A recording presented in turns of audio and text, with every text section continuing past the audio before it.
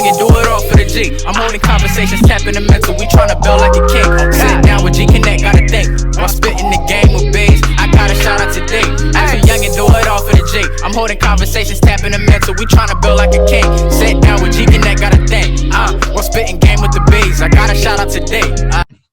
Yo, it's your boy Yuck Mouth from Generation Conversation, man. Tap in and log into my guys, man. They keep it live. You dig? Yada da. Yo, what's good, man? It's your boy Jad. I'm out here rocking with Gconnet. You know what I'm saying? Just had a wild little conversation. You niggas tune in, man. You gonna get something special from the boy. You see me out here, man. Icy. Courtesy of Old Red. You know what it is. West, happening though. Yeah, we tapped in, baby. We tapped in with who? The Generation Conversation, man. Y'all need to be a part of the convo, you heard me? Hey, look, shout out G2 Beats. My boy Bill blasting them over there, putting in that work, you heard me? Hey, look, y'all need to tap in. Generation Conversation, the Gconnet. Subscribe to him on YouTube, you heard me? And just know, we don't Jersey. What it do, folks? It's your boy G2Bs. Your homeboy D-Nail, what's happening? And we are Generation Conversation Network, better known as Gconnet. And today we got the one and only, Dago's finest, Mitchy Slick up in the house. Sure, welcome, G. Hey, thanks for having me, homies. You know, for the people that don't know, Mitchy, where were you born, bro?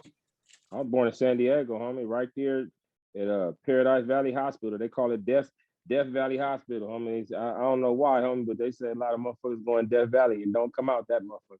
Paradise Valley Hospital. Sound like Killer King. Man, sound like we you know what I mean? Everywhere got a hospital. Yeah, homie, I was born there, homie. What school did you go to? You mean, well, shit, as a young nigga, man, you know, I like to tell my whole story. So basically when I was, you know, my moms and pops was kind of doing all right as some young, you know, youngsters, 21, 22, buying new houses and shit. And I went to a private school, homie. What's that? The first kindergarten and the first grade. And it was a trip because I met some motherfuckers at the private school that ended up being homies, and we ended up fucking around forever, homie, at this private school. But they started me out there, homie, and shit changed up a little bit. I ended up going to Valencia Park, you know, kind of like in my neighborhood, but it's like in between two neighborhoods. At the time, it was, you know, really mostly, you know, niggas from my neighborhood over there. But, you know, over the years, things changed a little bit. Niggas shifted, gained a little bit of space on this side. You know, a couple of new fractions came up here and there, but yeah, right in the neighborhood. And I was through the second grade. And then my parents split up after that.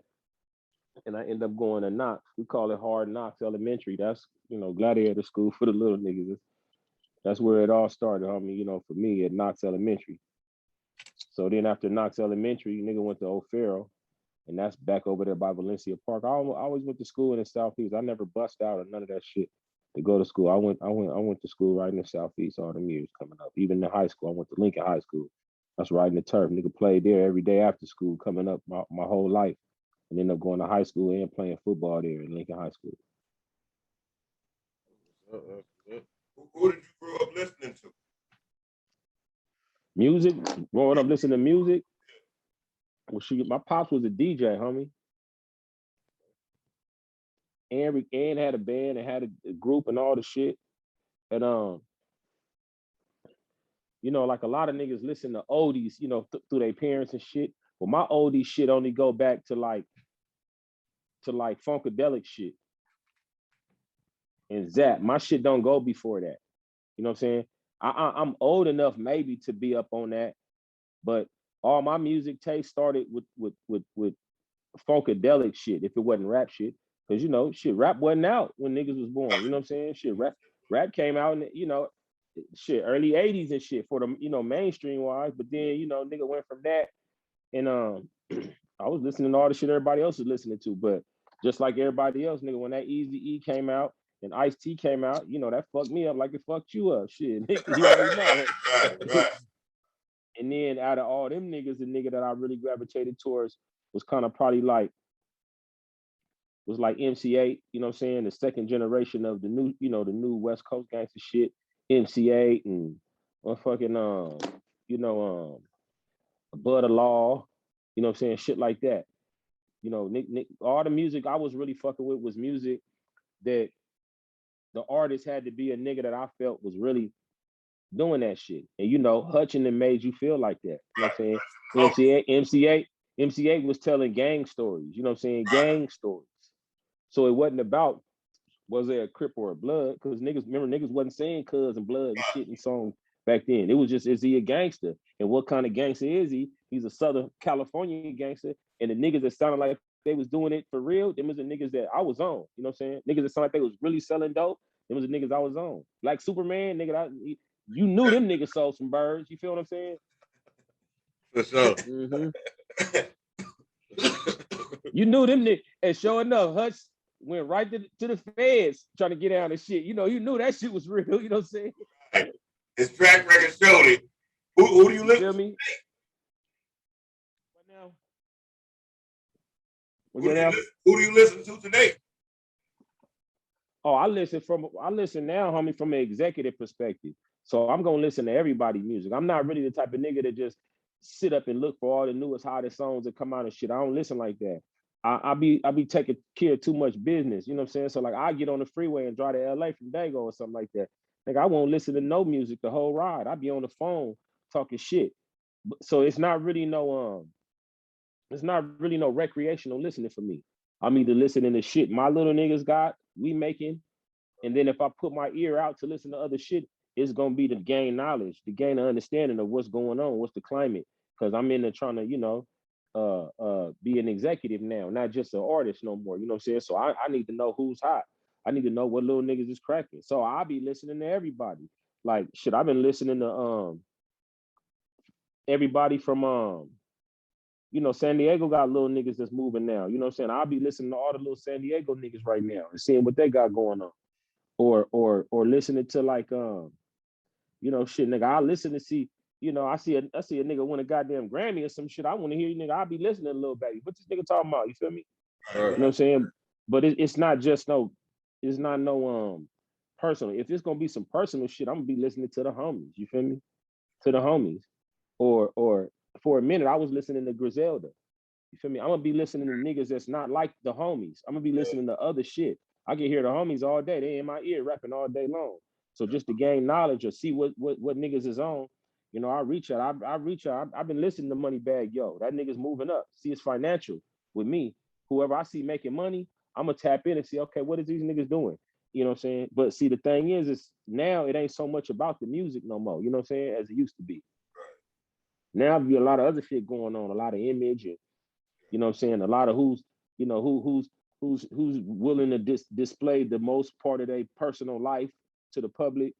Whoever do that the most is who be on and shit, showing all their affairs and bitches they fucking and when they in the goddamn delivery room, when they having a kid and you know, while they taking the shit, they got the camera in the bathroom. I don't really be exposing my personal life like that. You know what I mean? So I'm listening to see who we can make some money with. You know what I'm saying? Who I could use to display my city and put my city on blast. Like what little artists can I get with? What artists can I represent to where that I can bring light to my city? And that's what I be on, you know. But shit, I listen to all the shit. Nigga was listening to the little nigga, I think the little nigga name is Capolo or Capolo or some shit. He from the Bay. The little nigga from the Bay. I listen to shit niggas y'all niggas have never listened to. My nigga, like straight up. Listen to little it's a little nigga got a song right now up out of Compton called Bompton. I forgot his name. Nigga, that shit hard as a motherfucker. Swing, what the fuck is that nigga name? Hold on. Let me tell you. No, I listen from an executive perspective. You know what I mean? It's about the money. Yeah. Dollars, it don't make sense. I've been listening to the little Stockton niggas. I don't even know their names. You know, Stockton got a wave right now. Did y'all know that? No, I ain't know that. To pop in this new city, like if you was talking to like some executives that make money off of underground West Coast rap, like niggas that work at the labels and shit, they'll be like, yeah, we been in Stockton. Like Stockton got them wave right now. They got about 10 niggas that's going up, little niggas, with that shit. You know, that shoot them up shit. You know what I'm saying? Right. When did you start rapping? Me, homie, I started rapping the same time you start rapping, nigga. When you was in the first grade, nigga. First time you got your hand on a piece of paper and it had your little bullshit rap, nigga. You remember that, nigga? I all had it. I can't say I went there. I ain't gonna lie to you. I started rapping maybe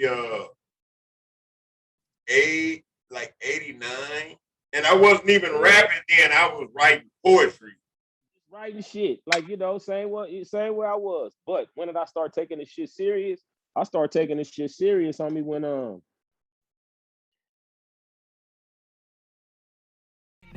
D and G2Bs, a generation